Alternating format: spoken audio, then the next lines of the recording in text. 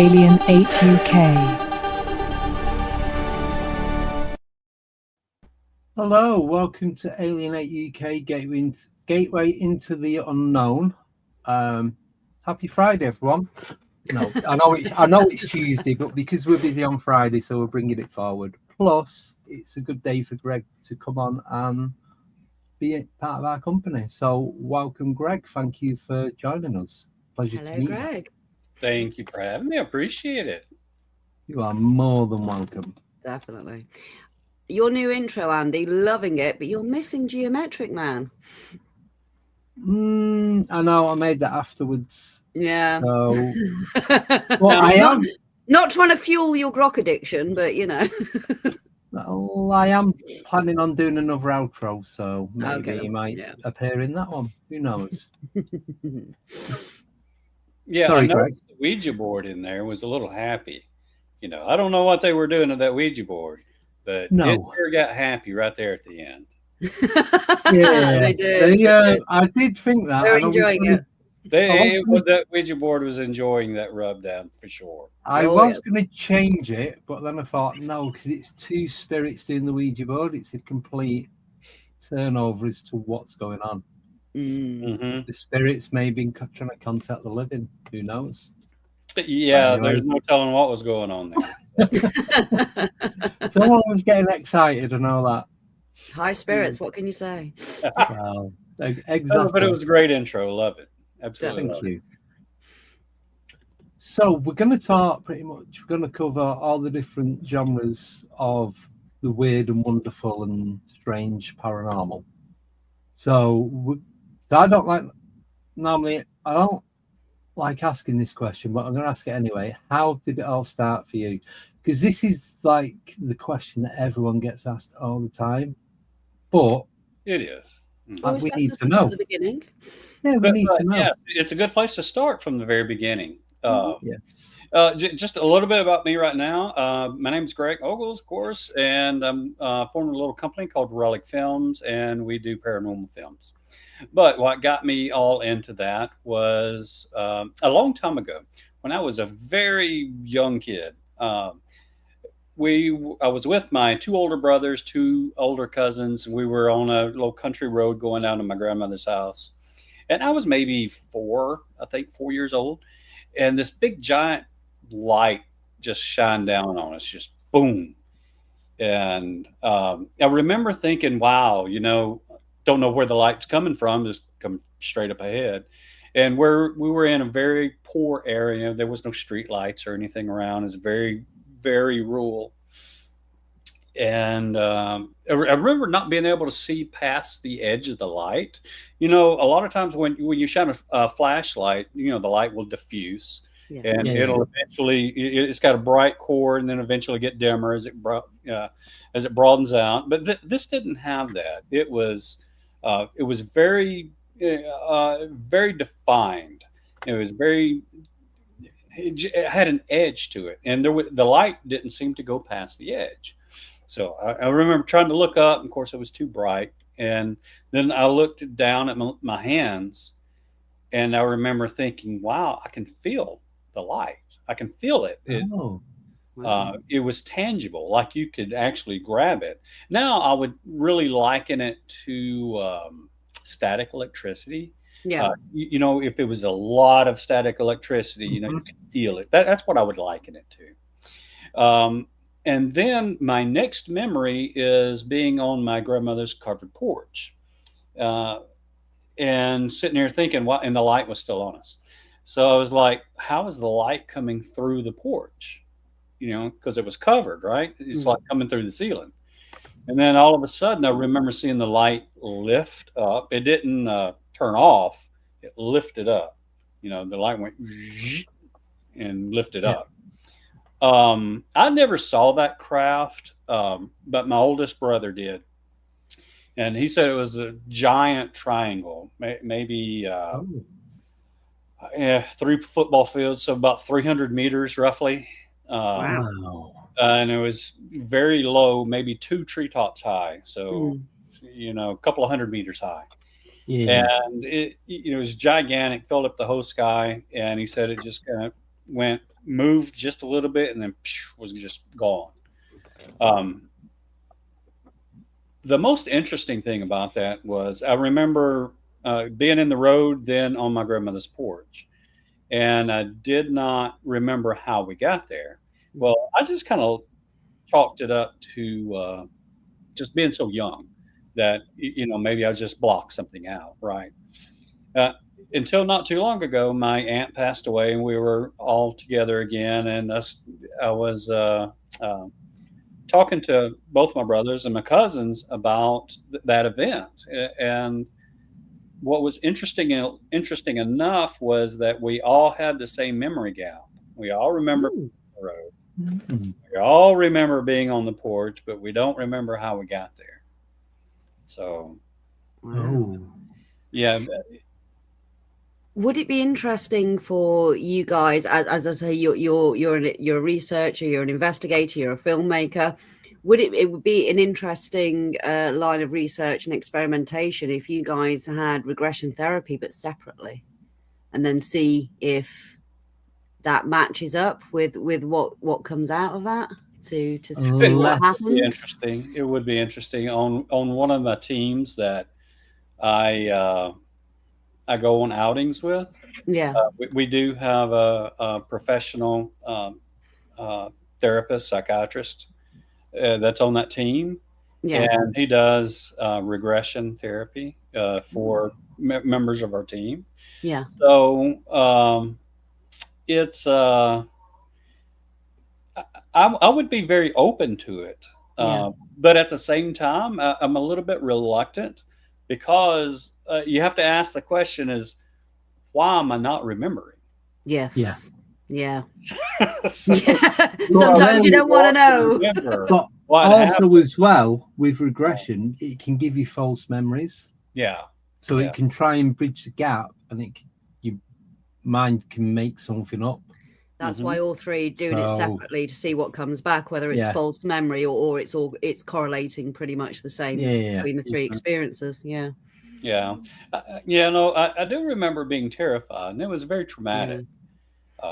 So that kind of started me off.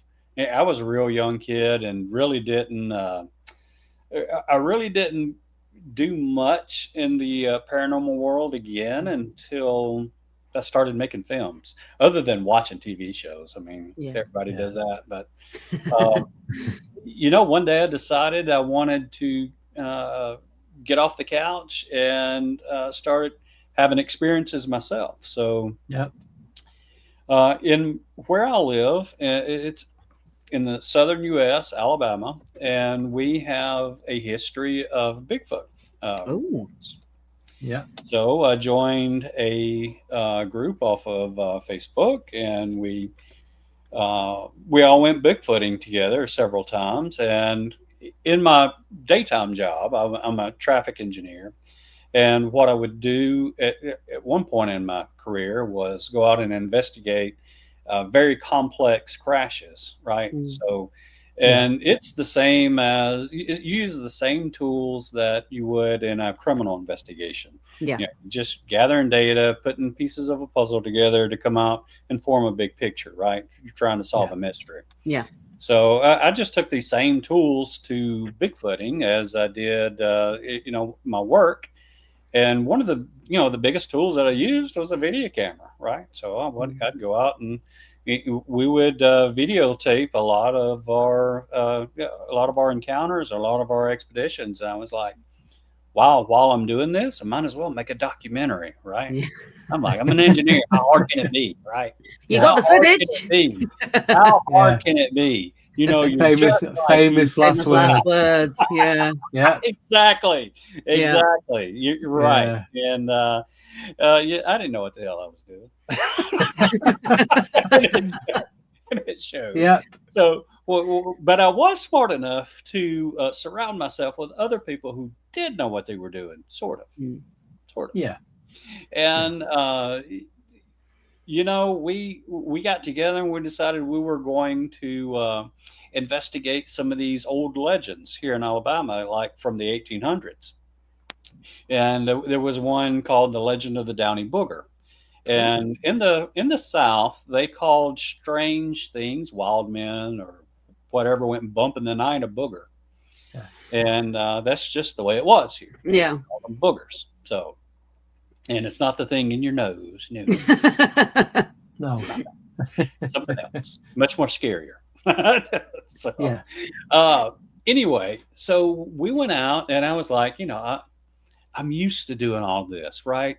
I'm used to solving puzzles. Yeah, I'm going to solve this lickety split, right? So, yeah, we were out for maybe an hour on our first outing together as a film crew, and we came across footprints. Like we were deep in the forest, and we came across this little pond. We saw these footprints that came over this little knoll to the edge of the pond, then walked around the pond, and then back out into the woods.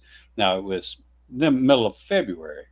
I don't know how it is there in February, but here it still gets really, really cold. Cold. Yeah, probably the coldest month. Out of all of them. Yeah. Or at the minute, the wettest month. Yeah. Yeah. Yeah. But here it's still really cold. So but we did all of the things that I would normally do while investigating. I took out a measuring tape, and we measured the footprints. They were like 16.5 inches long and 7 inches wide. And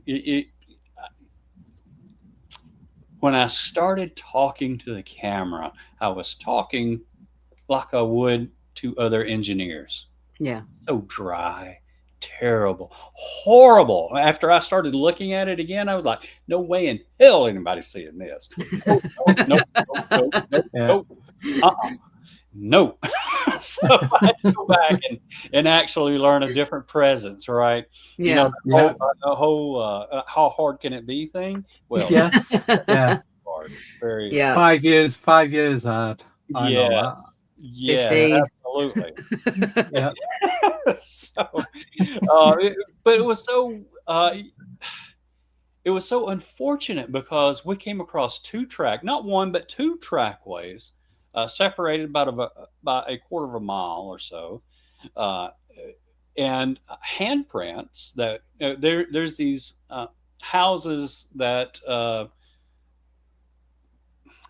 the forestry department puts out into the woods so that bats can have a place to live. Oh, they put these poles up, and they put these little houses, and bats go in those houses. And about 7 or 8 foot up, I found on a pole that you can't. There's no way you can reach around it, right? Yeah. Not with our hands. Yeah.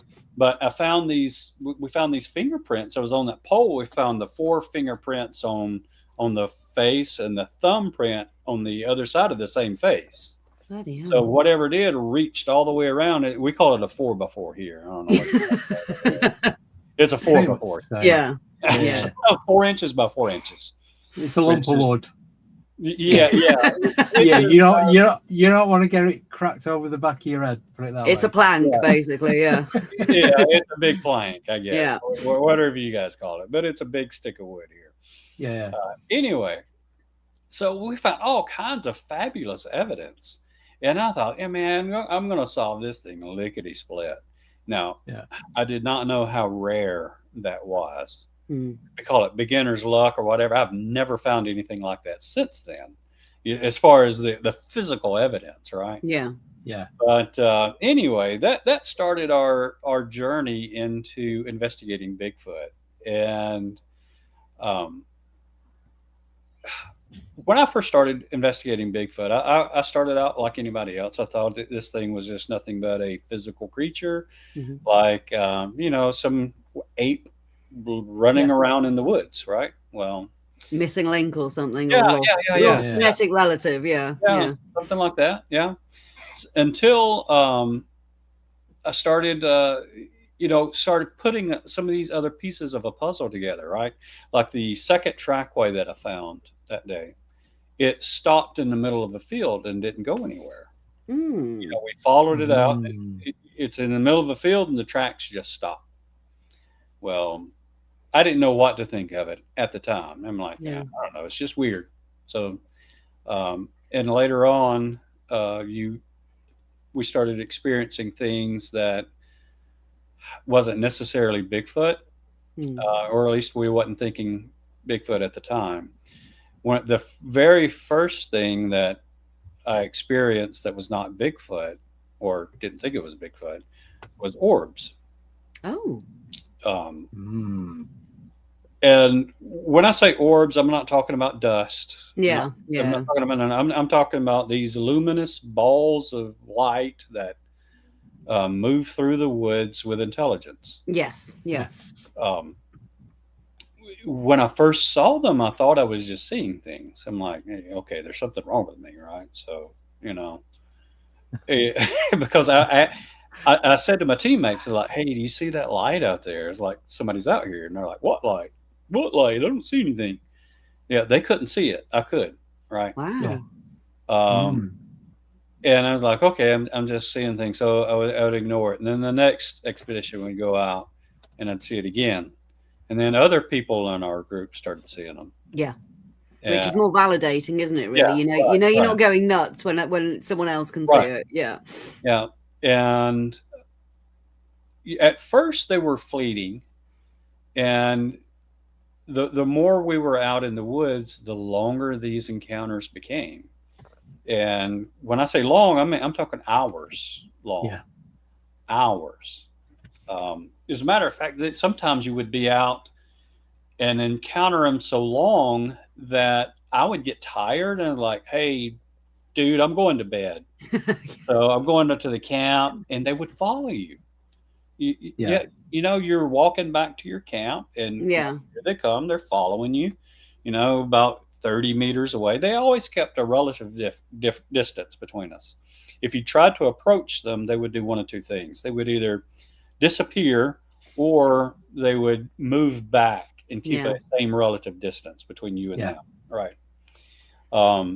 So we didn't know what to think about this. And, we ended up finishing our first film, The Legend of the Downy Booger, and we wasn't catching Bigfoot on camera on night vision, right? So what we decided to do was rent a real high-end camera and film some of these orbs that we were seeing.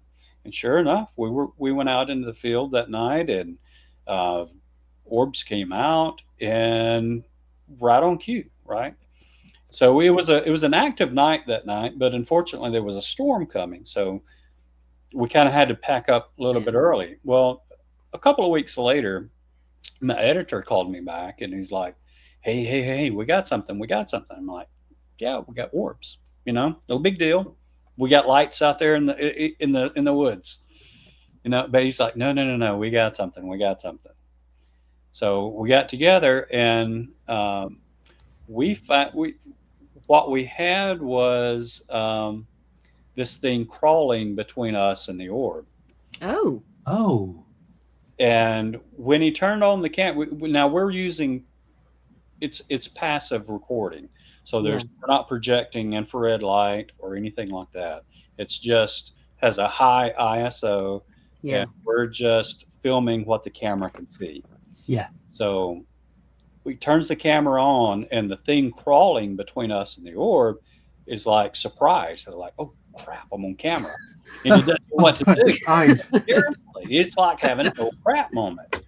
And this thing's like crawling kind of like back and forth. And then behind it, the orb starts pulsating and just going berserk behind it. And the camera gives up focus on the crawler and then focuses back in on the orb. Wow. And then the crawler goes off camera. Wow. I'd love to see that. I would absolutely love to see that. What exactly was it you was looking at that was crawling about? What did it look like? How big was it? Well, we didn't see it when we were there. We only saw it in post-production, okay, which happens a lot now. Yes. Now that I'm more experienced, it happens a lot. You miss a lot with your eyes. Yeah. So I encourage people, if you go out and do things like this, to have a camera running. Yeah. But anyway, I would estimate this thing being like 4 feet wide. It was very, very wide, and you can see the head that's in between the shoulders, and you can see the arms and everything. You know, Wow. and at one point you can actually see a face. Oh, So, and it's not something you really want to look at. I mean, what kind of face is it? It's a face only a mother could love. Let me tell you. So, if she had no eyes. well, it's just ugly. You know, I'm just saying they're ugly. Yeah. But Yeah. anyway, so I went back to the guy that put me onto that spot, and I was just talking to him, you know, because we had finished the film, and I was just talking to him, and I didn't mention that we had caught a crawler, and then, you know, he like volunteers the information. Oh, that there's a young Bigfoot in there that, you know, there's something wrong with him or something. You know, he's not the brightest one out there. He gets caught a lot, like trying to sneak up on people. Like he'll like crawl up on people and somebody Oh, yeah. scurry away. So I think that's what it was this one that was not so bright that we caught. And Yeah. he's like, oh crap, I'm on camera. Anyway, Mom's gonna kill me. Yeah. So that started my first film, and the whole reason for the second film was I wanted to know what these orbs were, right? Yeah. I kept seeing them a lot, and I purposefully didn't get with anybody else that was in the field, because I wanted my opinions to be my own. And then all of a sudden I had all these questions. I didn't really have an opinion. Yeah. I just had a bunch of questions because I didn't know what they were, right? Still really don't. But anyway, so I hooked up with this guy named Trey Hudson, who's ironically from close to where I am. I've had Trey on here before. Oh, yeah. Absolutely top bloke. Yeah. Yeah, absolutely. So I started talking with Trey, and then, you know, he convinced him to be in my second film, The Land Between the Lakes. But the first part of the film is on the Meadow Project, and we spent some time out in the meadow, and I started seeing things that I've never seen before. First time I ever saw a shadow person was there. Trey and I were out in this field, and it was this field and then a wood line and then a trail behind the wood line. Yeah. I didn't know it at the time, but there were people right across from us in that field. I mean, on the trail on the other side of the field. And I'm looking and I see this figure move across the field toward the wood line. And the only reason I really noticed it was, okay, there was fog on. Golly, this sounds like a horror story. There was fog on the ground, about 2.5, 3 foot, about, you know, a meter off the ground, right? And the fog was kind of just parting ways as this figure was going, but it didn't have a bottom. It just only had a top, right? Which was just weird. I'm like, Trey, do you see that? And Trey didn't see it. I did. But when it got over to the wood line, all of a sudden an orb appeared right where that little figure went to. And after a few minutes, maybe 30 or 40 minutes, there was a person that was on that trail that got extremely uncomfortable. She said, "Oh, we're being watched. There's something here. We have to go." So I see the light turn on, and then they make their way down that trail. And then here goes that orb right behind them. You know, that orb was following them for some time. Oh, so, wow. Did they see the orb, or were they just making a hasty exit? Yeah, no, they did not see the orb. Trey and I did see the orb. Yeah. So we were watching that orb follow them. And the reason why they were moving is because one person she's sensitive, very sensitive.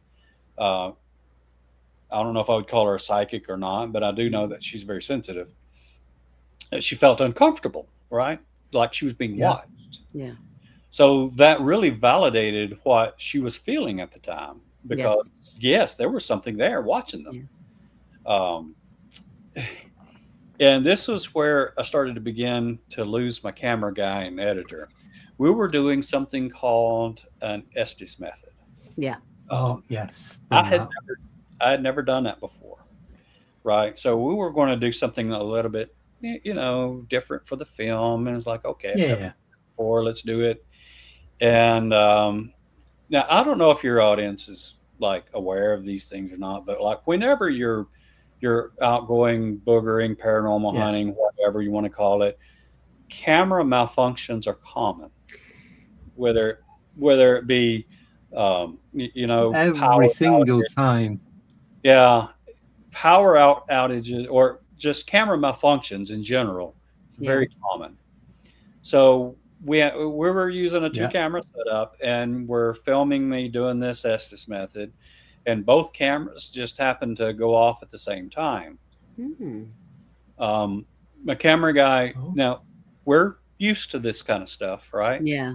So he goes over and starts trying to get the cameras reset, while the session is still going, and happens to look up at me, and he says he sees this dark figure trying to go into me, and he was a shadow person, of some sort. Don't know exactly what it was, but he said it tries to enter and come out, enter, come out, and the whole time during this Estes method session, I am giving these very dark responses to the questions. And of course, you can't hear the person asking you questions, but I'm just hearing what goes on in my ears, right, from the ghost box. As you're hearing the words, you're saying them out loud. Yeah. And then everyone else who's listening is putting 2 and 2 together and hopefully coming up with something. Right. Exactly. Yeah. Hopefully someone's got a notepad on the go, so or a recording device. Yeah. Right. So I don't remember much about that session myself. I do remember that it was very uncomfortable for me personally. It was very disturbing, but of course I didn't really prepare myself for it. I didn't know anything about it until that day, right? So anyway, I know better. But he saw this shadow figure trying to jump into me, and that disturbed him a lot because that messed with he grew up very religiously, and it messed with his paradigm, right? It changed everything, where his whole belief system. So like for 2 months he didn't talk to me. He's like, hey, whatever. And then we set off to go to the land between the lakes, and I figured out what he saw. He finally ended up talking to me about it. So we get to the land between the lakes. Okay. I don't think you guys ever heard about this place or not. Yes. The land between the lakes is a very, very special, if you want to call it special, place. The first night we were there, I wasn't filming that night. We just went out looking, and we started seeing orbs. And I'm used to seeing orbs, right? So I'm like, yay, orbs. I love watching orbs. And then I see a color that I'm not used to seeing before, a color, and it's consistent. It's not moving. A lot of times the orbs will move around, right? And I was like, I've never seen this kind of yellowish looking glow before. But I couldn't see the source. So I moved around to where I could see the source of the glow. And I had my paradigm shifted that day. I saw a portal. And it was like a window. It had 90-degree edges on it. Very 2-dimensional. If you couldn't see it from the side, but you had to be, more at an angle. Yeah. You had to be more 90 degrees to it to be able to see it. But you could see into the orb. You could see on the other side of it, and it was pitch black where we were, and wherever the orb was, I don't know where it led to, but it was daylight. And that's the light that I was seeing. It was daylight. It looked like it does here on Earth, but it was lush. It was a lot of vegetation,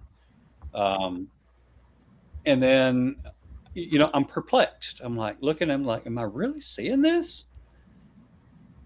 Just looking at it, and somebody else had seen it too, but I didn't know it at the time. Yeah. Somebody shined a flashlight down toward it, and then boom, it's gone. For whatever reason, the flashlight shut it down, and a few minutes later, an orb came up from where that portal was. So that was my first night at the Land Between the Lakes. Wow. How long did you stay? Because I've heard so much that has gone on there. Obviously, the biggest story is the family that encountered the dogmen and everything else that went on. Interestingly enough, the story that you're talking about was exactly where I had the portal experience. Really? Wow. It was exactly right there. So I've got goosebumps right the way through me now. Exactly right there. I know that I'm very familiar with that story, the one that you're talking about. Yes. Yeah. Hey, Greg. I'm David, by the way. Good to see you. I just saw that you were outnumbered. I thought I'd get another American in here. You're right, David. Yes. Yeah, I was hoping somebody could come in and translate for me. Yeah. This portal, I wanted to ask you, you said you could only see it from a 90, like from an angle? Yeah, if you're like straight toward it, you could only see it when you're like a sheet of paper, like flat, so you couldn't see it. And so when you saw it, what could you see into it? Could you see what was on the other side or anything? What did it look like? It was like looking at a window, right? It had 90-degree edges on it, much like these windows that you would see right here. Yeah. And on the other side was daylight, like looking outside a window here during the day. Okay. And if there was a jungle outside your window, that's what it looked like. Wow. Now, this is where they're going into, these cryptids. As you said, you got to the edge of the field and there was tracks and then nothing. And then nothing, right? And then nothing. Yeah. Do you think this is what's happening? Well, I think so. I mentioned that I put pieces of a puzzle together. Okay. Well, I'll remember all of these things from the past and, kind of log them, away in the back of my mind. I'm like, okay, interesting, but what's it got to do with anything? And okay. So that's what it has to do with, right? While we were at the meadow, I interviewed some people that had walked into they had filmed a portal on FLIR, and they actually walked into this portal. The subjects on FLIR disappeared when they walked into the portal, and when those two subjects walked back out, they were like, okay, the portal, when they walked in, the environment changed. It was a vast emptiness when they walked into that portal, and they got concerned and then turned around and walked right back out. Brave. I don't think I could do that. GoPro on a stick, maybe, but actually going in. I don't know if I would get that close to it. I would like take a drone and fly a drone to it. And are these people okay? No, they're not. I didn't think so. But I heard a story similar to where people went in to a portal, they got lost, they came back out, and it wasn't very long after that they got very, very sick. Yes, both of these got very sick and they've passed away. Yeah, exactly the same story I've heard. Yeah, that is very strange. It is strange. Now, was it cancer? Do you know if it was cancer? One of them was cancer and the other one was not. But still, nonetheless, so bizarre. Yes, very bizarre. However, I started thinking about things. I'm like, wow, I'm thinking back to the orb that was caught in the crawler, and wow, this orb seemed to be protecting the crawler because the camera gave up focus on the crawler, focused back in on the orb, right? Okay. Then I think back to the people that walked into the portal, and both of those have passed away. And then I think about the portal that I saw, After it vanished, an orb came up from where it was.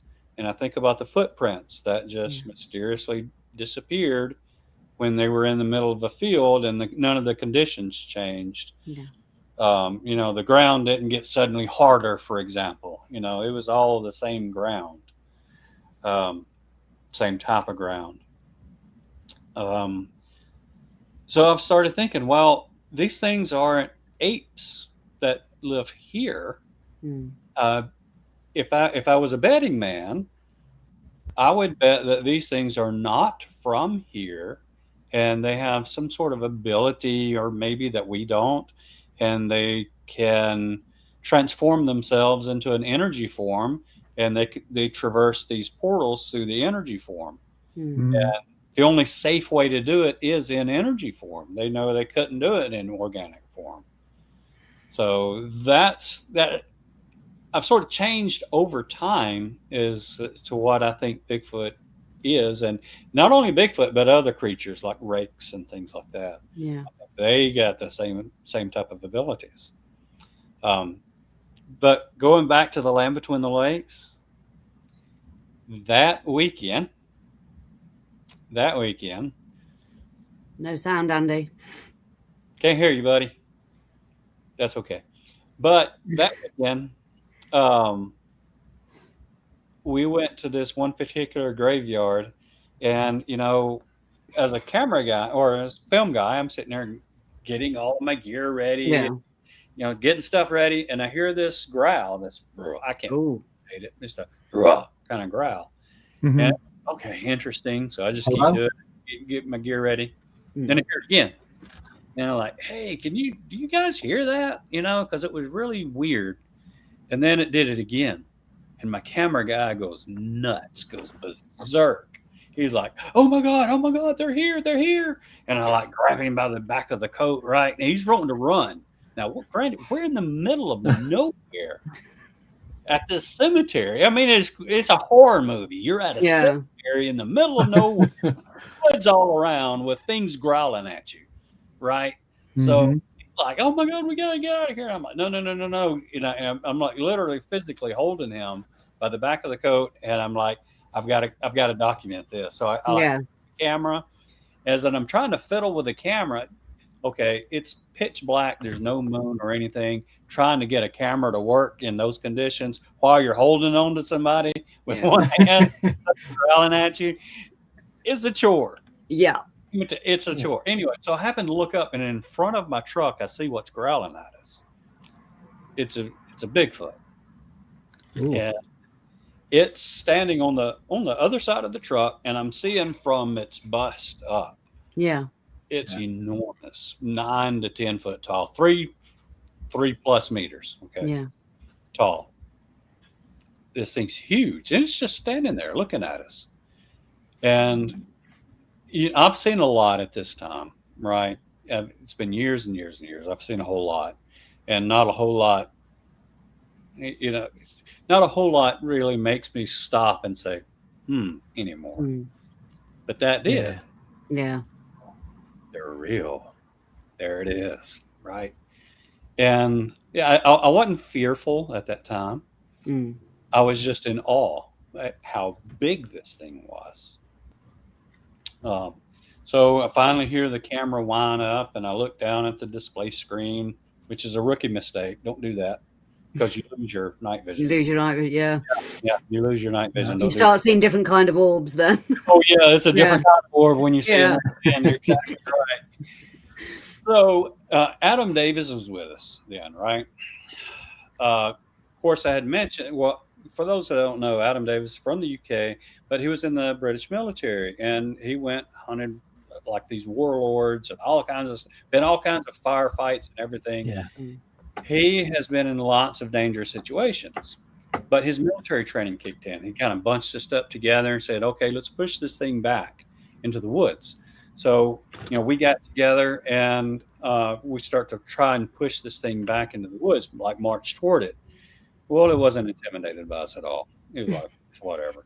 Every time we'd take a step forward, it'd growl. I mean, just guttural, low growl. Just, I can't imitate it. don't have the capability of it. Right. But this encounter is not fleeting. It lasts like 25, 30 minutes. Yeah. And finally, my buddy gets over his nerves. He starts recording, and we're recording this whole thing, right? And, eventually it does go off into the woods a little bit, and its eyes start glowing red, which is weird. And then something else starts throwing rocks at us from our left. And I say, hey, Adam, we got something throwing rocks at us from our left. And his eyes got like this big around when he turned around and looked. He says, oh, my God, they're flanking us. Ooh. And he used it in the military term. Yeah. Yeah. So he said out of all those firefights, he was never scared. But he said that when he realized he underestimated them, he was scared. He didn't think we were going to go back home that night. Clever girl. Huh? Clever Yeah. girl. No, Jurassic Park. Clever girl, exactly. Yeah. Get the reference, exactly. Clever girl. But something else was throwing rocks at us from my left, right? Anyway, so we do document this whole thing. It's in our film, The Land Between the Lakes. Fabulous encounter. If you ever watch it, I recommend either using headphones or something with really big bass, and you'll be able to hear what a big one sounds like. Yeah, because they use infrasound as well, like tigers. We know animals in nature can actually use infrasound to intimidate prey, stun prey, and also intimidate other tigers, predators, or anything like that. So with that low guttural growl, there could have been an element of infrasound in that, which would have put your central nervous system on edge like there's no tomorrow. Oh, absolutely would. Yeah. Absolutely. But did you know with infrasound as well, when they use it on smaller mammals, it actually freezes them so they can't move, so they can go in for the kill. Ooh. Well, remind me never to go to the 2 lakes then, because I'm only 5 foot. I'd be toast. When you use it on humans from Alabama, they just go nuts. Gotta get out of here. Gotta run. Yeah. It sounds very much like the Poconos Woods, doesn't it? Because that place has got a reputation like there's no tomorrow. And there is this little cemetery in the middle of the woods, and people have reported encounters of Bigfoot, other cryptids, and paranormal stuff going on there as well. And it's sent people fleeing from the area. And a lot of people disappear in that area. There's a lot. But just to be clear, you do have the Bigfoot that you saw on film. His eyes are on film, absolutely. Okay. And the sound that this thing makes is definitely on film several times. Wow. Yeah. So I was just going to say, do you think that when it was stood there and it was standing its ground and growling at you, that was giving the opportunity for the others to come round either side and box you in, kind of thing? Distracting you. Good, very, very good question. Definitely the big one was a distraction. Yeah. 100% the big one was a distraction. If he wanted to, the big one could have cut through us like a nothing. Yeah. We were armed. We were armed at the time. However, we didn't have enough firepower with us. I was going to say, we didn't have nowhere near enough firepower to do anything. Even if you were lucky enough to put down one, it's the other 2 or 3 that you don't see that you really have to worry about. Right. And that's what was, looking back on it, as aggressive as it seemed at the time, I don't necessarily think they were trying to harm us. I just think they were trying to establish dominance. Yeah. And maybe possibly warn you. I think it was a warning shot. Those were warning shots, basically. Yeah. It's time to leave. This is our territory. So something like that. And I had my cameras. They were fully charged, and like I said, this lasted about 25 minutes. And after we got essential interviews done right afterwards, the cameras died. Everything we had died. All the batteries, even the extra batteries, they were all dead. Wow. And I was like, well, crap, I'm not shot. I can't do anything else. Yeah. We had some other people that was at the back of the truck, getting gear, putting gear back up, things like that. So I was like, I wonder if there's tracks up at the front of the truck. So I'll go look up at the front of the truck, and it was a gravelly road. I couldn't see any tracks. But I said, I wonder if it's still around. Probably shouldn't have done that. So I growled really loud, just a real loud growl. Yeah. And immediately I heard boom, boom, boom. Ooh. Stomped in response. And it wasn't all that far away either. Wow. And Brent, my camera guy that was terrified at the very beginning of the encounter, he goes, right up where I was. He says, "Hey, did you hear that?" And I'm like, "Yeah, it responded to me. I'm going to do it again." Brilliant. Right. Got so brave. I do it again, right? I do it Very. again. Roar. And I hear again, boom, boom, boom. It's just off the edge of the road this time, probably 10 meters from us. And was it closer or further? It was closer. Oh, snap, Right. dude. Closer. Nah. It would move forward. Oh, man. Yeah. And Brent looked over and he said, "Stop doing that shit." I agree. I said, "I agree, Brent. I agree." I said, "We're not armed or anything, and I don't know what the hell I'm saying to it, so I'm going to stop." Yeah. So I stopped. Yeah. But I wish I would have had that on camera because that was gold.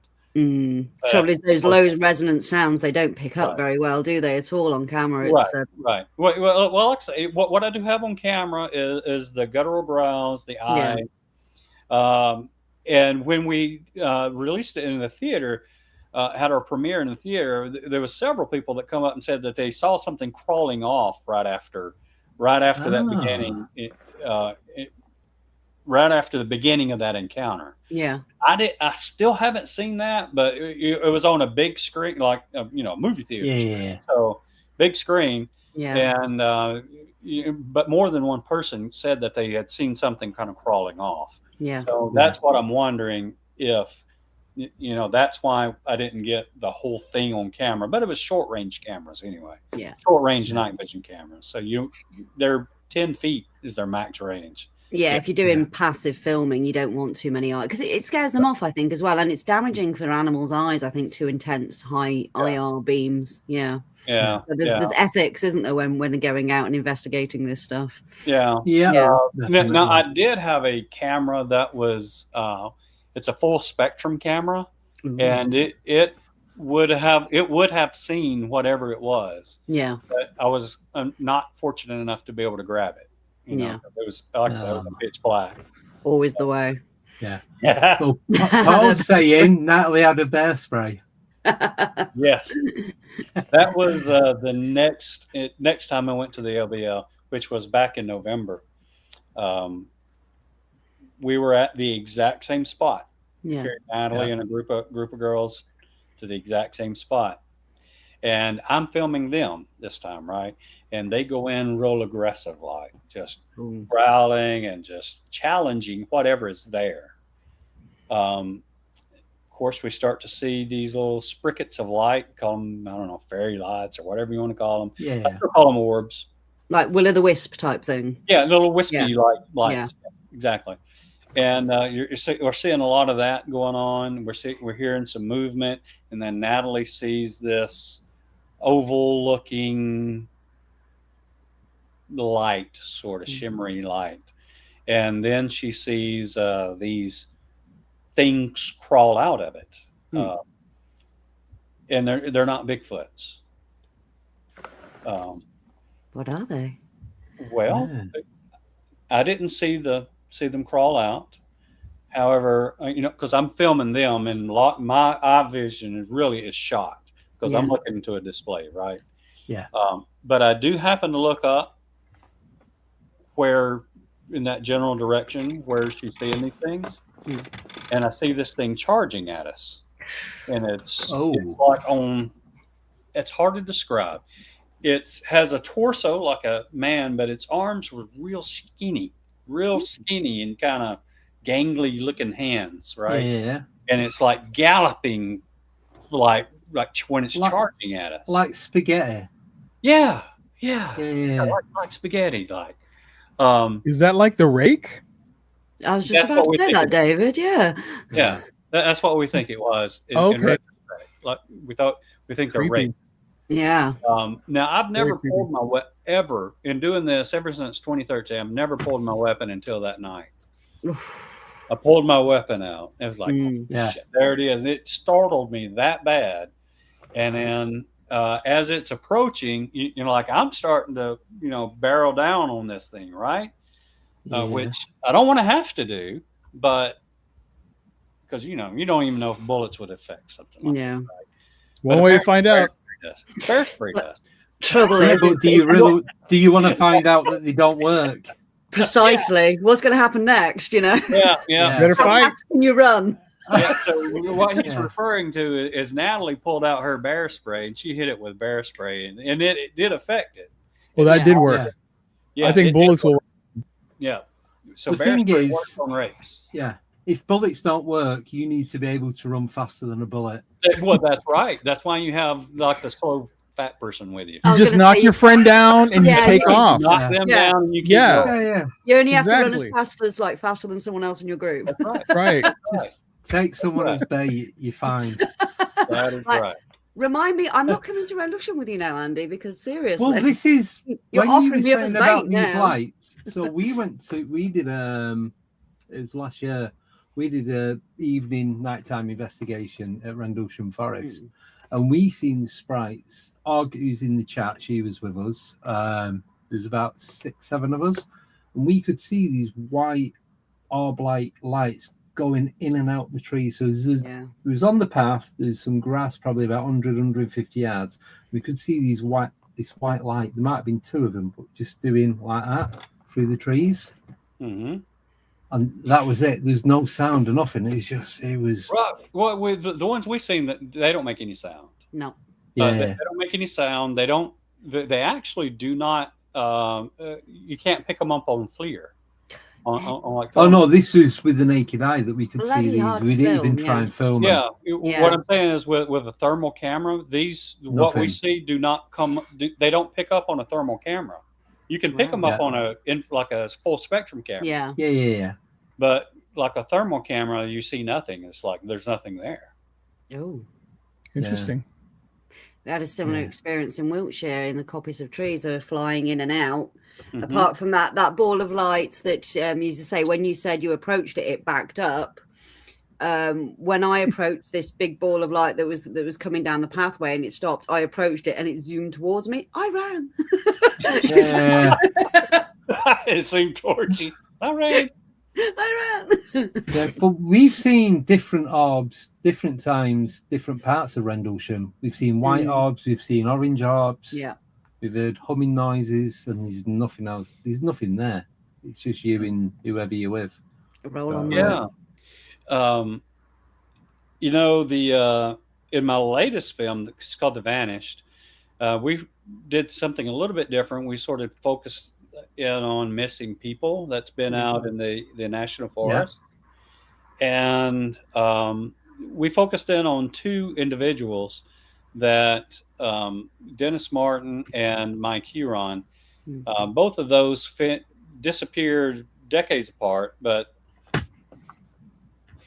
they're similar in the fact that there's been 0 evidence of them found. I mean, there's nothing of them was found afterwards. So, you know, we decided to go off and venture and see what we could find. And during those investigations, you know, we're taking like a paranormal stance and investigating the paranormal side. Yeah. And we catch again these glowy things that's in the woods. And I really wouldn't call this one an orb. It was an amorphous blob that was glowing, but it seemed to move with intelligence. And that really piqued our curiosity. And, you know, I started, poking around at some of the older legends that was in the Native Indians. And apparently there was a legend that fit what we saw perfectly. It's called the Raven Mocker. And essentially what a Raven Mocker is a amorphous blob that comes around when somebody's about to die, and they come in and steal their life force so that they could live longer. Kind of like a vampire, energy vampire. Yeah. You know, Banshee on steroids. yeah. And but you know, the way the folklorists described what the Ravenmocker is fit what we saw to a T, and what we filmed to a T. So we're starting to think, well, you know, maybe some of these missing peoples that, you know, that we have mentioned earlier in our podcast here, maybe sometimes a low percentage, but sometimes that it's these paranormal things that's getting them. You know, are they walking into portals? You know, not coming out? Are these like this thing called a Ravenmocker? I'm sure is not just indigenous to one spot. I'm sure if they're here, they're other places in the world, and you know, people just don't know about them. Yeah, so, but like you said, that portal that you seen, it was 2-dimensional. So if you're coming at it from the side, you would never you're see not it. going to see it, and then you just decide, or something gets you to change direction. You go through it. You don't know how long it is, whether you can come straight back or it just closes behind you. Exactly. It's like that. Yeah. That guy who disappeared in the Appalachians, wasn't he? And he was with a group of friends, and he was walking up ahead up the mountain that was sacred that they weren't supposed to go up. Completely disappeared. No footprints in the snow. Nothing. They crested the hill. Completely gone. Just out of nowhere. But saying that though, back at Rendlesham again. So there was. I wasn't there this time. It was before I started going. So there's Alex, Derek, Elaine's husband, and somebody else. Now, Elaine, not this Elaine, different Elaine Bright, she was walking, she was a few steps behind them, and she vanished. They couldn't see her for about 10 minutes. What? And she says, and she's like, I am stood, when they eventually seen her, she's like, I was stood behind you all the time. I was like a few feet away from you. I was walking with her. She repeated the conversation they had and everything, but they were looking for her. And they couldn't find her, and this was on the same bit with the dragonflies, crickets, butterflies, and where I seen the German SS guard from World War II. Yeah, it is on that same. And when we hear the shuffling on the floor, wow. So, yeah, see that's what I'm talking about. Is, you know, how many times have people walked into something like that and was not able to walk out? Or what if the portal closes?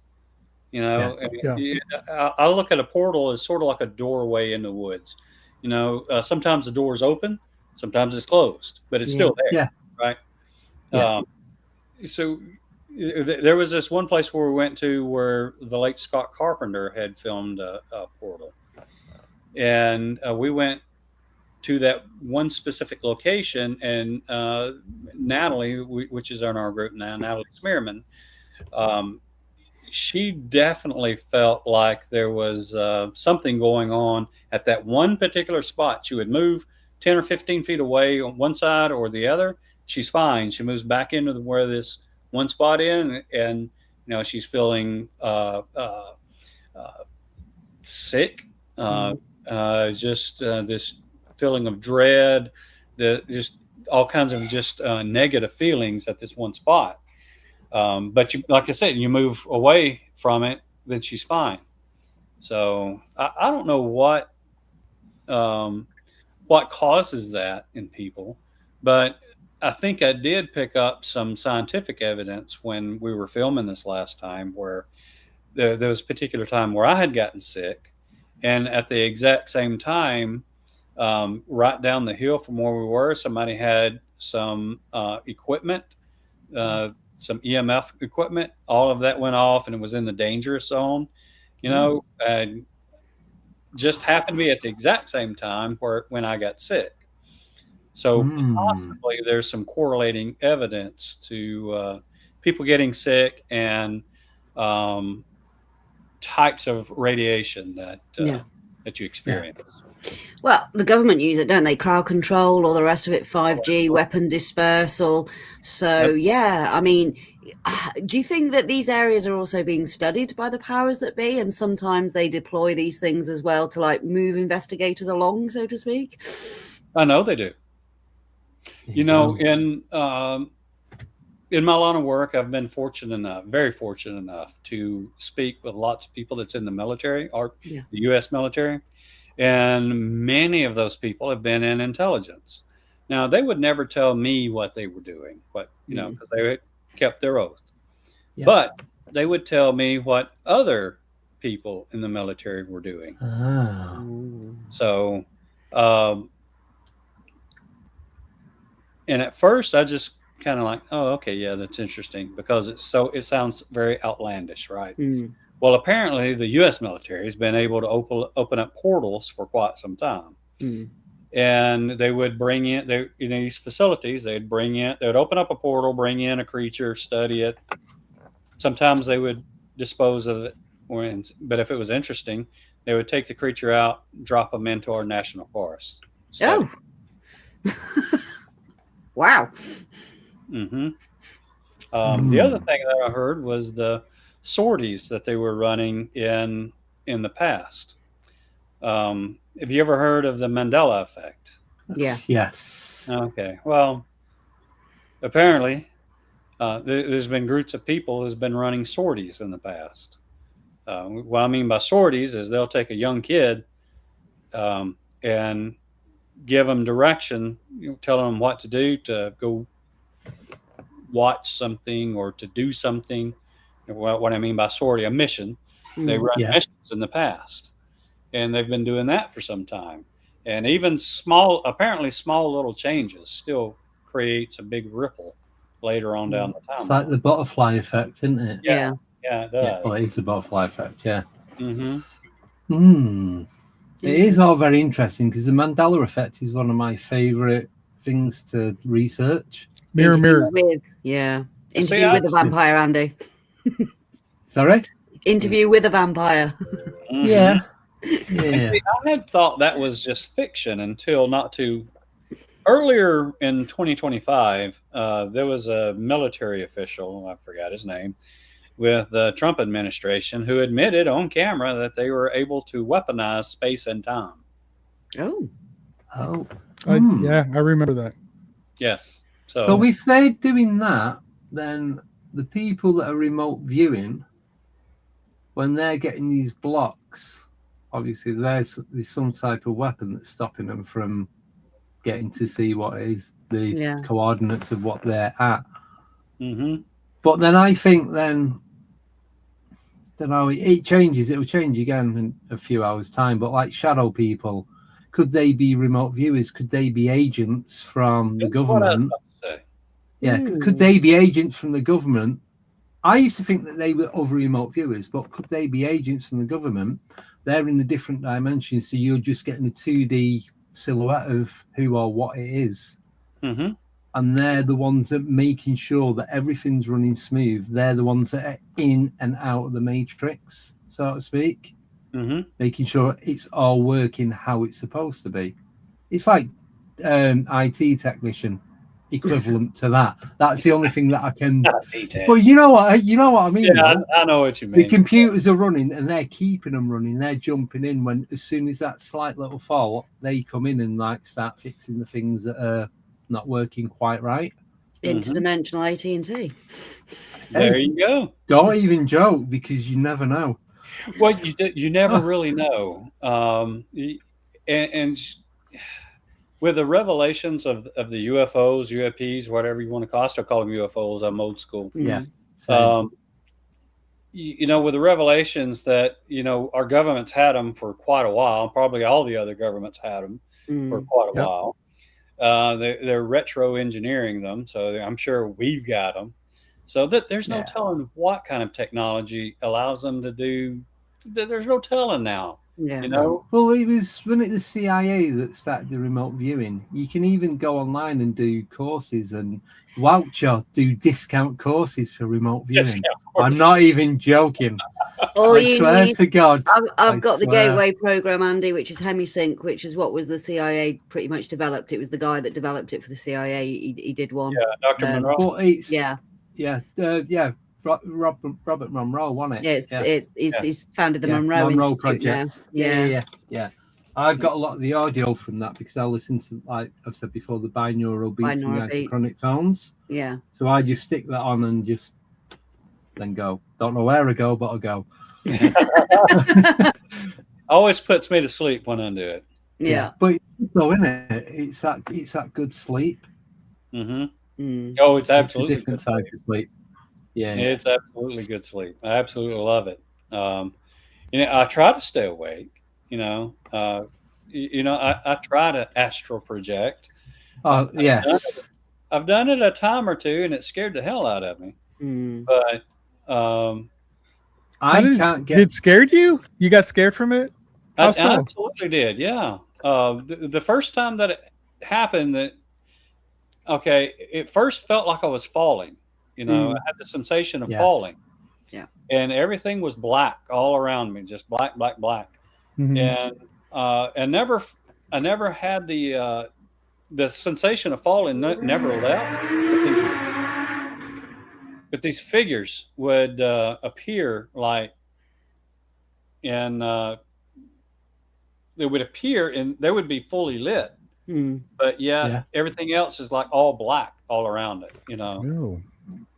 And it How scared long? the bejesus out of me. Yeah. How long? So do you know when you get the vibration? Do you know when you can feel your body vibrating? Mhm. How long did it take you to get past that stage? Because I cannot get past that.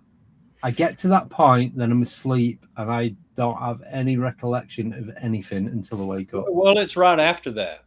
God, Dude, I'm you're on the there. threshold. You're right there. Yeah, Yeah. it's right You're after on the Yeah. edge. Sounds about right. Yeah, your body starts to vibrate, and then as soon as that vibration stops, you're gone. Wow. Right, that's probably I've it actually then. successfully left my body once. And I remember looking down at someone sitting there, and then I realized that's me. And I could see the back of my head, like the top of my head, an area I'd never seen before in my life of my own body, right? And like, that's me. That's me. And Wow. I remember the sensation of being free from my body and the feeling that I hate that son of a bitch that's down there. I'm out of here. And I start to float away. Like I'm thinking I'm free. I'm out. All your problems, they're yours now, buddy. You're on your own kind of feeling. That was the feeling I had. And I wanted to leave. And then in an instant, I was back. Yeah. I was completely back and confused by what happened. I was like, what was that? What happened? I don't understand what happened. But such a unique feeling. It is unique. It is unique. And I yearn to be able to replicate that. And because although it's scary, it's freeing. Yes. Yeah. At the same time. I've been trying for 30 years. I still can't, but I finally found someone who's going to teach me if I have to force them to teach me because I want to try it. Wow. I want to get back to that. Mm-hmm. So we have actually got a person that can do that has taught us before, coming on in a few weeks' time. Oh, fantastic. Nice. Preston Dennett. Ooh. He actually did a how to astral project live stream with us last year before. So my friend, her name's JJ Rose 777. yeah. She's been into Tommy's house, astro. Oh, projecting. that's her. Yes. She's been to Liam's house, astro projecting, and she's been to mine. And she's actually told me, because she said, I need you to get a ruler, and we're gonna go and do this, this, and this. I said, okay, I don't think I have a ruler. She goes, hold on. And then within a minute, she's like, okay, I need you to go to your not your junk drawer, but the drawer next to it. And I go and open the junk drawer like a moron. And she goes, no, the one next to it. I said, okay, I opened that drawer. And I didn't see it. And I'm looking, I said, I don't see a ruler. I'm moving things. She goes, it's under the turmeric. I said, turmeric? And then I see to the left this bottle. And I turn, it says turmeric on it. I lift the bottle and there's the ruler. No way. Yeah, I was so freaked out by that she was in my house, and I told my girlfriend about it, and she was like, "Oh my god, was it clean?" Because she was like, Yeah. Oh my God, was it clean? I like that. I wasn't in my PJs and dressing gown, was I? You know. that woman is Right. amazing. She's going to teach Wow. me. I can't wait for that. Excellent. See, I struggle. I get the whole you feeling you're separating yourself from your body because I've done it once, but That's involuntary. the vibration bit, but Yeah. I I cannot get past that. It's just like, ooh, but I've had it done involuntary, so I've been taken out of my body and had an out of body Oh experience. damn, that's like Yeah. forced. Yikers! Yeah, I had no control over that one. Yeah, just but, like, come here, you. yeah. Yeah. What the? hell? But no, I've never been able to do it myself, and it's always something I wanted to try. But it's that separation that you just can't quite get over that threshold. Yeah, I think that vibrating is. I don't know what it is, but I think it's your like- body tricking you to saying, "Hey, are you still here?"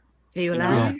It's like, I think it might be that phasing bit where you like you said, you're just about to leave your body. Yes, Yeah. that's So what it you're feels getting like, yeah. that, and it's like, are you sure? Are you sure? Are you sure? Exactly. It's like a frequency that's Yeah. being you're Yes. reaching a certain frequency. Yes. I know that when I had JJ actually came and she said I'll take a look and see if you're okay, like Yeah. in my body or whatever. And I didn't believe her at the time. I was like, sure, whatever, do whatever you need to do. And I went about my business, went about my life. And then I started to feel this bizarre vibration all over my body. And it wasn't just like, it was very light, and then it got more intense and more intense, and it scared me to the point I thought I was having a heart attack. And I told my girlfriend, something's wrong because I'm feeling this weird, it's like I'm shaking like this, my whole body is doing this. Yeah. And then I got a message, and I look, and it slowly went away, and it was her, and she says, okay, I'm done. And I was like, you're what? What do you mean? And she tells me all these things, and everything she said was absolutely correct. Wow. And it took me 2 weeks to ask her what happened because I was terrified. I didn't understand it. And right away, I'm trying to disprove it in my brain. It's got to be this, it's got to be that, but I couldn't understand, or basically debunk it. I was trying to debunk it so hard. And finally I just asked her, I said, what did you do to me? Why was I vibrating? And she said, oh, well, I astral projected from my body, and she's in California and I was in Virginia at this time. She says, I found you. I went and I pushed into your aura. That's where the vibration comes from. I pushed into your aura and I was looking. I was like, what the hell? Is that real? Because that actually happened to me. I have no other way to explain it.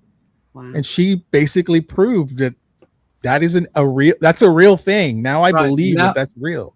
Now I know where to try and move from. I was trying to move from the inside, like your solar plexus. I was trying to go from there. You're Like here right though, in the bro. center of your body. So You're now, all around. yeah, but now I'll try and do it from the outside and see what happens then. Yeah. If you don't see me again, I've been this body off. Report back.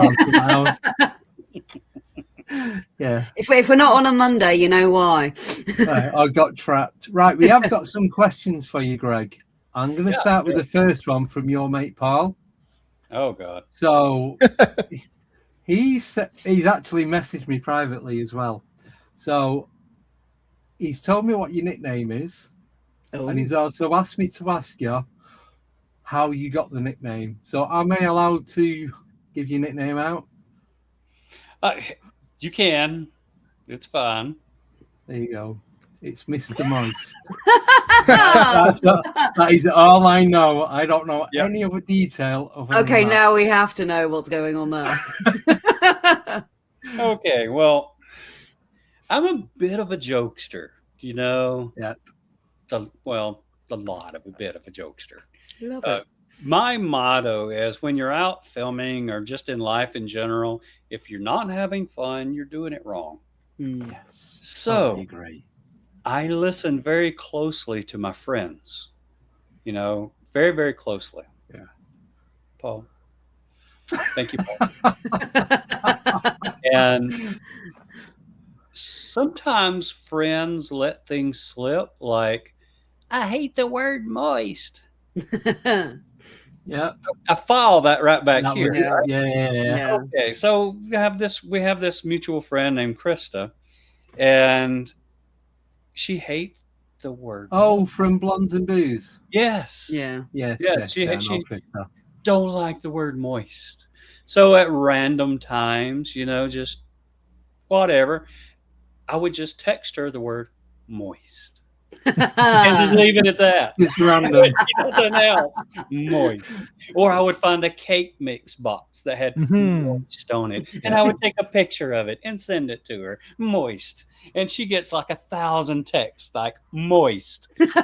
Yeah. She would be in like her Blondes and Booze podcast and talking. I would go in chat and just type the word moist. Oh, I love it. She would get distracted, and eventually it just, I became known as Mr. Moist. So embrace the moist. Yeah. There we go. As we say in Yorkshire, has thou out moist, lad? In other words, have you got anything wet? Even I need a translation from that one. It means have you got anything wet? Have you got a drink, cup of tea, coffee? I'm fluent in a lot of languages, including red. Got out moist. Pick that one up. There you go. I'm a Right, southerner and I didn't even get that, so We have that in common. So another question for you from Yeah. one of the guys in chat, Simon. He wants to know, has Greg been through the bamboo forest in the land between the lakes? The bamboo forest. Not. I've been in a lot of places in the land between the lakes, but not to a bamboo forest. Okay. I don't think. Most of the time where I've gone to places has been in the night. It's been at night. So you could have been. So I could have been, and just not recognize where I'm at. Because I'm a lot of times when I'm there, I'm filming subjects. I'm not looking at the dense surroundings around me, the surroundings. So it's possible, but I don't know that I have, and definitely not during the daytime. Yeah, thank you. And this one's from Warren Hardcastle, and he's asking, didn't a couple of fellas involved in the Meadow project that went through a portal later die of aggressive cancers? Yes. So I don't know anything about that whatsoever. I'm trying to remember the person. I think her name was Jessica. Jessica Jones. Jessica Jones. Yes. So she had told a story about this. That's where I was, when you brought that up, I asked you if they had passed away. There's a story that Jessica told of her.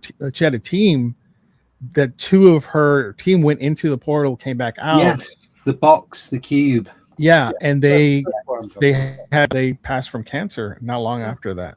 So it's some sort of radiation or some sort of high energy that it's pretty aggressive. Molecules. I should have remembered that because I've interviewed her like she's been on the show 3-4 times and she's told me about that.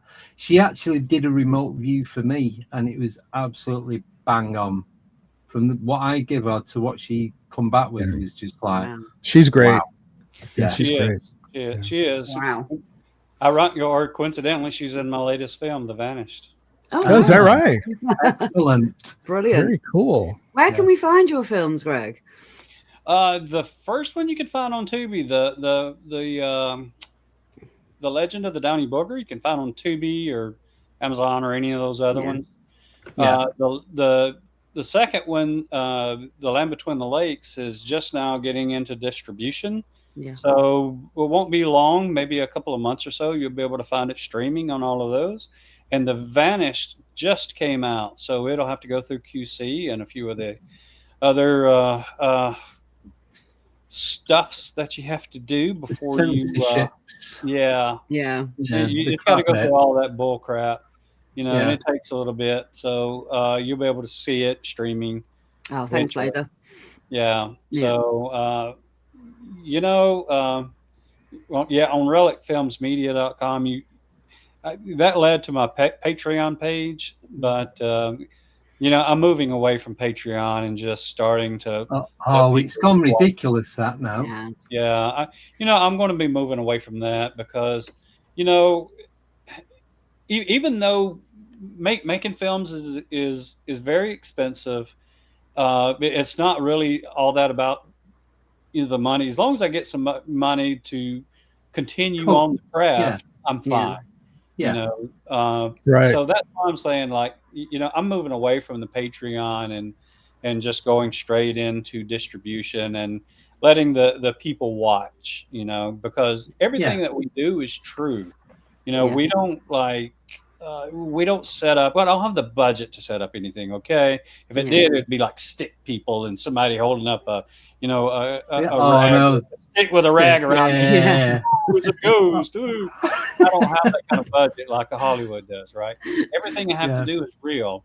Yeah. Like in The Vanished, my latest one, you'll be able to see what these orbs look like that we capture.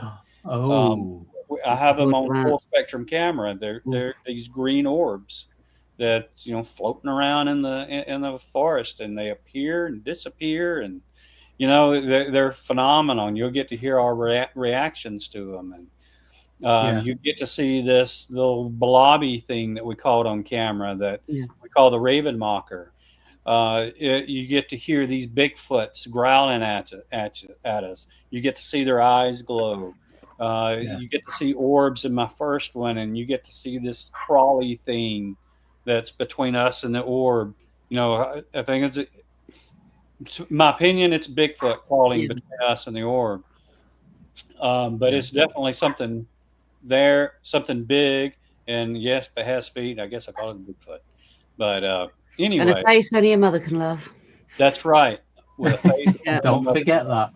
Right? Can I show you a short video that I made? I did put it out on YouTube. I love short videos.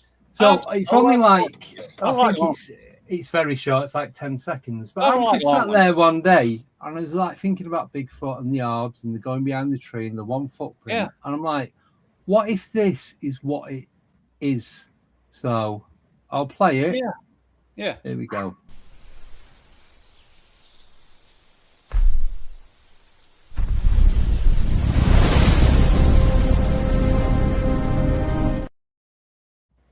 Ooh.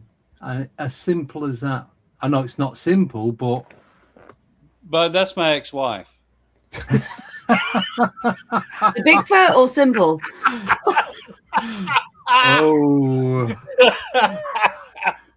That's kind of what Greg was kind of saying, that if they go through portals, then they have to. That's kind of what I think. How many just vanish behind a tree? They leave a print. You go, there's nothing there, and like you said, they see the see UFOs. And only ever just one footprint. Yes, just one, just the one.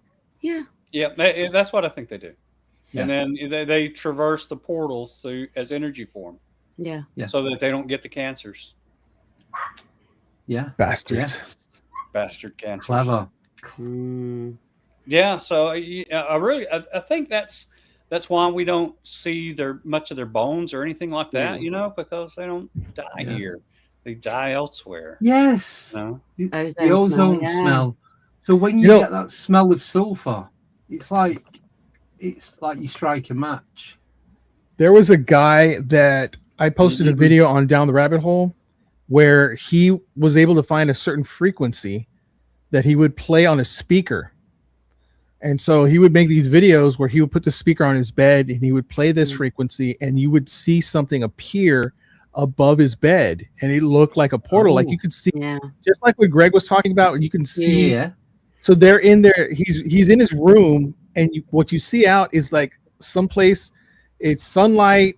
It's kind of high up, and it looks like South America or some other place, tropical, right?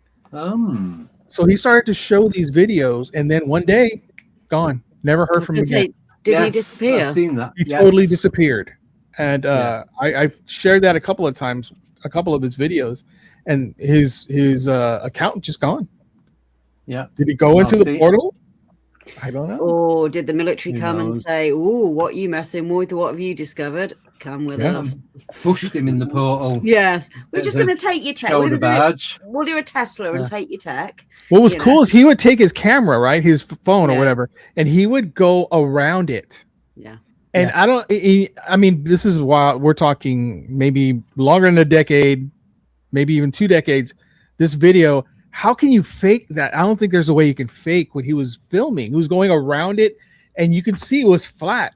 Yeah. and you can see inside, and then you can go to the other side, and it's like Greg was saying, so freaking bizarre. And when Greg, they reminded me of that when Greg started talking about the portal. With that late sulfur 90s, smell, early 2000s, wasn't it? That came out. Something like that, yeah. But with that sulfur smell, but it's interesting. The smell of electric when it starts to burn, is that a similar smell to sulfur? I don't know. I think an ozony kind of smell. You can tell it's like a mechanical. When it's arcing, you mean, and it's yeah. So I'm just thinking it generates. I don't know about the smells. I don't know if we're close enough to be able to smell those smells when we're out in the field. But I tell you what we do hear a lot is these metal sounds.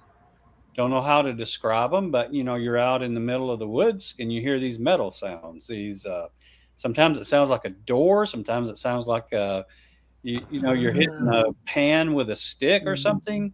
But you're out in the middle of the woods and there's no real explanation for these metal sounds that you're hearing. So we picked that up on film as well during the smell I'm thinking of. Sorry, do you ever have a scale electric as a kid? No, sadly. I wanted one. Scale electric. Yeah. So you have a little joystick and you have a car that goes around on a track. Okay. Yeah, I know what you're talking about now. Yeah. So it has two little wire brushes that sit on the track, so it like gets the connection. So it's a smell that you get from that after it's been zipping about. It's like like solder when you're soldering. No, it's a bit different. It's like it's hard to, unless you know the smell. It's hard to. Yeah. How can you describe a smell? Do you know what I mean? Are you talking about like a little electric train thing, like a little? That kind of. I know that smell. Yeah, I know what you're talking about. Yeah. Did it smell like blue or something? No, it's a very specific scent. That is for sure. It might have done. That was before. Is it moist, Andy? Or to smell colors. It smell moist, yeah. But yeah, it's that kind of smell that a lot of people say they get. It's that or sulfur. It's that electronic thing. But I want to know who they're standing behind if they're getting that smell of. When Greg said about the metal noises that are being heard, but you also get like a mechanical hum going on as well. Have you ever heard that? I have heard the mechanical hum. Absolutely. Yeah. As a matter of fact, the last time we were at the LBL, we heard that. Was it what direction was it coming from? Could you tell? No, it was omnidirectional. I mean, it was just everywhere. Yeah. Everywhere. Because me and Alex, there's only us two there, was in Rendlesham, and we heard it above our heads. But these trees are about 60, 70 foot high. Yeah. Pine trees. So we could see there was nothing above us. And we thought it was like a hornet's nest or something like that. And we're looking, and you could for as far as we could see, there's no bees or wasps or hornet's nests or nothing. We couldn't even see any bugs flying about. No, they're all on the ground, mate. That's why. Oh yeah, in that little corridor. So it's like it was just there, and then we both got that feeling that there's something or some people watching us straight away. And then it's like, right, let's move on a bit now. But the last weird thing that I didn't believe in until I saw it was one time we were out orb watching, and this Indian on a horse materialized in front of us. Oh wow! Rode across the field, got to the edge of the woods, and then vanished. Oh. And so I was like, looked over at this other lady that was in our group. Her name's Janice. And I said, Janice, did you see? And then she finished my sentence. What? An Indian on a horse? Yeah, I saw it. And the other guy, Brent, he didn't see it, right? So we were debating, like, was it solid? Was it just, a translucent or anything like that? So we sent Brent over to figure out where the ghost was. It's like, hey, Brent, we'll go over there and see what, we were testing out the opacity, right? Yeah. It was a real foggy night, so he's like, why am I going over here? And then by the time you get over there, that's where we saw the ghost. after he got there. See, I don't mind doing that. That's fine. I'll go after So ghosts. we use him as the guinea pig. Yeah. But again, I didn't believe in ghosts until I saw one. Yeah. So they exist. I don't know what they are, but they exist. But this is one of the things that I have found interesting, that when we see a lot of orbs and ghost activity, is that there's lots of quartz in the ground. Yes. Lots and lots of quartz. You like be on top of the ground, you can pick it up, and it's everywhere. So I don't know exactly what it has to do with it, whether it's the stone theory. Yeah, the electricity that it produces when it's compressed. Maybe that has something to do with them being able to manifest better. Just a theory popping out there. But if you enter an area that has lots of quartz, that's an interesting area. It's a good candidate for some sort of weird activity going on that you might be able to see. Yeah. Right. Well, on that note, we have come to an end because we're at the 1 hour 33 and counting mark. So unfortunately, I know, too quick. All good things. I know. Unfortunately. It's a shame we're not going to see you at the weekend, though, Greg. I was looking forward to meeting you in person, but next time, or we shall traverse the pond. Well, if you do traverse the pond, look me up. Not hard to find. Definitely. Yeah, would love to meet you guys. Again, I'm going to be across the pond sometime or another. Yeah, let us know when you are. Maybe you can join on that tour. Oh yeah, I mean, if you're going on that ghost tour, they'll be coming down south. I mean, south of England is high strangeness central. So basically, especially Wiltshire, Suffolk, Wiltshire, Dorset, where I am, Torbay and Dartmoor, all granite, all quartz. So yeah. Okay, I'll take your word for it. Yeah, I'm on a quartz cliff. This is where I live on top of a quartz cliff. Good. Yeah. So you got all kinds of weird things happening around you. Outside, but not inside. I keep it out the house. There you go. For now. Till you get a welcome mat and it's game over. I don't have a welcome mat. I've got a flower. It was a pleasure meeting you, Greg. Absolutely. Meeting you. Yeah. If you're all right to stay on for a minute after we finish, is that all right? Just so we can get a quick chat. Yeah. Excellent. Right. Thank you, everyone, for joining. Thank you, Paul, for your questions and messing with Greg's head. Do appreciate that. Thank you, everyone else, all the new subscribers, everything. Really do appreciate it. I shall be back tomorrow with Nicole, where we do Encyclopedia of the Unknown, where we are doing a recap of A to F. Yeah. And if not, I'm not just going to sit here on my own for an hour chatting waffle, because I've done that once and it was terrible. So, I might be available tomorrow if not. But, so join us tomorrow. That's an hour later, 8:30 UK time, 3:30 EST, 2:30 Central. We're just going to chat about that. And then nothing on Friday, possibly one on Thursday, not 100% yet. I still need to confirm with the guest. I can let you know tomorrow. Failing that, myself and Abby will be back with John Hanson on Monday with UFO Files. Maybe myself and David with the Cryptid Hour on Sunday. It just depends what time I get back from Somerset on the Saturday and how much sleep I need and what we've encountered and everything else going on.